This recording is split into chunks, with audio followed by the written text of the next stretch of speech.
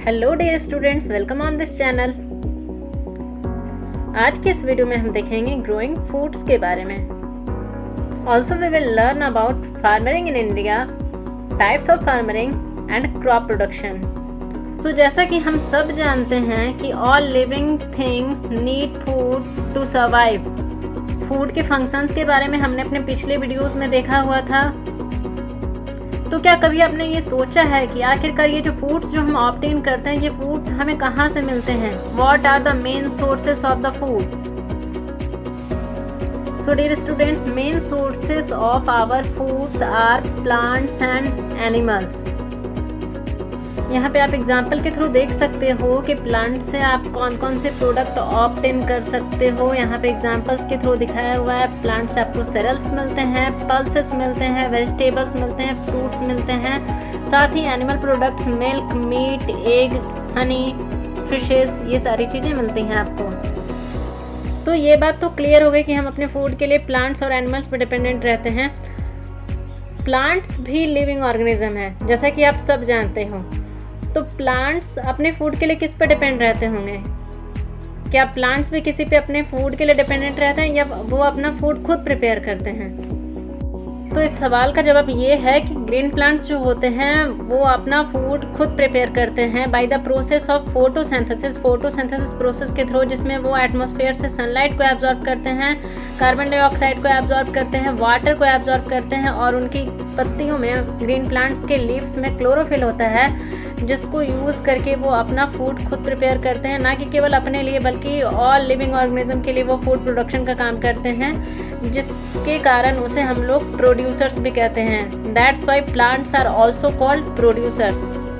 तो अब हम देखेंगे फार्मिंग इन इंडिया के बारे में। तो इंडिया एक एग्रीकल्चर कंट्री है और नियरली 70% ऑफ इंडियन पॉपुलेशन जो होती है वो विलेजेस में ही रहती है।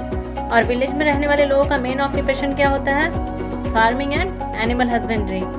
तो उसके बारे में हम देखते हैं कि फार्मिंग कितने टाइप के होते हैं। तो फार्मिंग 3 टाइप्स के होते हैं। फर्स्ट हो गया आपका कॉमर्शियल फार्मिंग, सेकेंड हो गया आपका सब्सिस्टेंस फार्मिंग एंड थर्ड हो गया आपका मिक्स्ड फार्मिंग। अब इनके बारे में 1 बाय 1 हम डिटेल से देखते हैं। तो देखते हैं पहले कि कॉमर्शियल फार्मिंग क्या होता है। कुछ फार्मर्स के पास लार्ज फार्मलैंड्स होते हैं। ये फार्मलैंड्स जो होते हैं, इन पे ये क्रॉप प्रोडक्शन का काम कराते हैं और प्रोड्यूस्ड क्रॉप का अमाउंट इतना ज़्यादा रहता है, क्वांटिटी इतनी ज़्यादा रहती है कि वो उसे मार्केट में सप्लाई करके अर्न भी करते हैं। तो कॉमर्शियल फार्मिंग जो होती है ये एक गुड सोर्स ऑफ अर्निंग हो गई रिच फार्मर्स के लिए। तो ये रिच फार्मर्स जो होते हैं, क्रॉप प्रोडक्शन बेहतर हो सके और अच्छे तरीके से हो सके, इसके लिए न्यू टेक्नोलॉजीज़ का यूज़ करते हैं। वो ट्रैक्टर्स के थ्रू प्लॉगिंग कराते हैं, इरिगेशन के लिए भी मशीन्स का यूज़ करते हैं, थ्रेसिंग, हार्वेस्टिंग, सारे एग्रीकल्चर प्रोसेसेस के लिए ये मशीन्स का यूज़ करते हैं ताकि क्रॉप प्रोडक्शन और भी ज़्यादा बेहतर हो सके। अब हम देखेंगे सब्सिस्टेंस फार्मिंग के बारे में कि सब्सिस्टेंस फार्मिंग होता क्या है। So the type of farming in which most of the produced crop is consumed by the farmer and his or her family, leaving nothing to be marketed, it is called subsistence farming। इस type के farming में farmer के पास small farmlands होते हैं। ये small farmlands होते हैं, इसमें बस वो उतना ही क्रॉप प्रोडक्शन करा पाते हैं जितना उसकी फैमिली कंज्यूम कर जाती है। उनके पास मार्केटिंग के लिए सरप्लस प्रोडक्ट नहीं होता है। या तो कुछ ऐसे फार्मर्स भी होते हैं ना जिनके पास तो उनका फार्मलैंड भी नहीं होता है। उनका फार्मलैंड नहीं होता है तो वो क्या करते हैं, कैसे अपने नीड्स को पूरा करते हैं, अपनी फैमिली को फीड कैसे करते हैं? वो किसी दूसरे रिच फार्मर के फार्मलैंड पे या तो किसी दूसरे जिनके पास बहुत ही ज़्यादा फार्मलैंड्स होता है, जो लैंडलॉर्ड्स होते हैं, उनके यहाँ पे जा कर के एग्रीकल्चर का काम करते हैं, फार्मिंग का काम करते हैं और इसके बदले में उन्हें मजदूरी दी जाती है या तो फिर जो क्रॉप प्रोड्यूस करते हैं वो उसका कुछ शेयर दिया जाता है। अब हम देखेंगे मिक्स फार्मिंग के बारे में कि मिक्स फार्मिंग क्या होती है। तो मिक्स फार्मिंग उस टाइप की फार्मिंग हो गई जिसमें फार्मर्स के पास लार्ज फार्मलैंड्स होते हैं और सेम टाइम में 2 टाइप्स के क्रॉप्स ग्रो किए जा सकते हैं, क्रॉप प्रोडक्शन कराया जा सकता है। साथ में ही उसमें रेयरिंग ऑफ एनिमल्स भी सेम फील्ड पे होती है। तो इस टाइप के फार्मिंग को मिक्स फार्मिंग कहा जाता है। सो क्रॉप प्रोडक्शन टॉपिक शुरू करने से पहले हम देखते हैं कि क्रॉप किसे कहा जाता है, आखिरकार क्रॉप होता क्या है। So dear student, when plants of same kind are grown and cultivated at one place on large scale, it is called crop. So crop production process में सेम काइंड के प्लांट को लार्ज एरिया में produce किया जाता है, सो किया जाता है, उसकी हार्वेस्टिंग की जाती है। तो अब हम देखेंगे टाइप्स ऑफ क्रॉप्स के बारे में कि कितने टाइप्स के क्रॉप्स होते हैं। फर्स्ट होता है आपका खरीफ क्रॉप, सेकंड होता है आपका rabi crops and the third one is zaid crops. लेकिन मेनली खरीफ क्रॉप्स और रबी क्रॉप्स के बारे में ही जाना जाता है। मिक्स्ड क्रॉप के बारे में सारे बुक्स में नहीं दिए हुए होते हैं, जो कि मैं आपको इस वीडियो में बताने वाली हूँ। तो पहले हम खरीफ क्रॉप्स के बारे में देखते हैं कि खरीफ क्रॉप्स क्या होते हैं।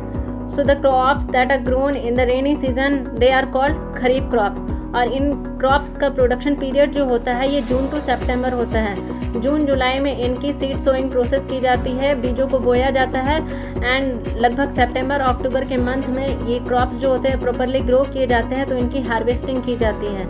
यहाँ कुछ एग्जांपल्स हैं आपके खरीफ क्रॉप्स के, आप देख सकते हो। राइस हो गया आपका, मीज हो गया आपका, कॉटन हो गया, ये सारी चीज़ें जो हैं ये सारे एग्जाम्पल्स हैं आपके खरीफ क्रॉप्स के। सो हम देखेंगे रबी क्रॉप्स के बारे में कि रबी क्रॉप्स क्या होते हैं। So rabi crops are grown in winter season from October to March. इनका जो प्रोडक्शन पीरियड होता है ये अक्टूबर टू मार्च होता है। रबी क्रॉप्स जो होते हैं इनकी सोइंग, सीड की सोइंग प्रोसेस, जो बीज का बोने वाला प्रोसेस होता है, ये शुरू किया जाता है अक्टूबर नवंबर में सीड सो किए जाते हैं और लगभग मार्च अप्रैल में ये फसल जो होते हैं पक करके तैयार हो जाते हैं, तब उनकी हार्वेस्टिंग की जाती है। यहाँ कुछ एग्जांपल दिए हुए हैं मैंने रबी क्रॉप्स के। ये हो गए आपके वीट हो गए, ग्राम हो गए, पोटैटोज हो गए, ये सारे एग्जाम्पल्स हो गए आपके रबी क्रॉप्स के। तो अब हम जानेंगे जैद क्रॉप्स के बारे में कि जैद क्रॉप्स क्या होते हैं। So jazz crops are grown for short period of time and hence they are also known as short period crops. Rabi crop के हार्वेस्टिंग के बाद और खरीफ क्रॉप्स के सीड सोइंग प्रोसेस के पहले इस क्रॉप का प्रोडक्शन कंप्लीट हो जाता है। जैद क्रॉप्स के आपके एग्जांपल हो गए फ्रूट्स एंड सीजनल वेजिटेबल्स। सो उम्मीद है कि आपको ये वीडियो पसंद आई होगी। अगर आपने अभी तक चैनल को सब्सक्राइब नहीं किया है तो चैनल को सब्सक्राइब करेंगे, साथ ही बेल आइकन को प्रेस कर देंगे ताकि आपको नेक्स्ट वीडियो आसानी से मिल सके। Bye bye, see you in the next video.